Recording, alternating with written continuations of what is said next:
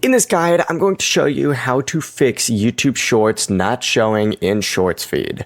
This is Aiden from JustPause, and before we get into this guide, make sure to like the video and subscribe to the channel with all notifications on. It really does help with the channel and it lets us know that you want more content like this, so we greatly appreciate it. If at any point throughout this guide you did have any questions, just ask them down in the comment section below and we can help you out further. I'm going to be doing my best to reply to every single comment down there.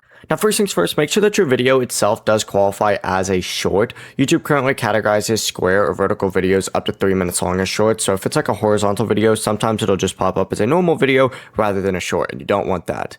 From here, open up YouTube Studio and just make sure it's set to public. And of course, also while you're in there, check the video for any restrictions or copyright issues that could affect the availability. And if everything is correct, don't immediately delete and re-upload the short, because YouTube does not guarantee that every single short will receive short feed distribution right after publishing. Even though that usually is the case, it doesn't happen every single time.